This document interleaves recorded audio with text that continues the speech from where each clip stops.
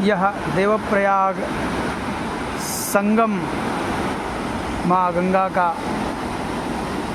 अद्भुत, अलौकिक और अवर्णनीय यह दृश्य आप देखिए। कितना सुंदर, कितना स्वच्छ और कितना निर्मल जल है माँ गंगा का। और यह प्राकृतिक सौंदर्य, यहाँ के पत्थरों को देखिए, ये कितने बड़े बड़े पत्थर।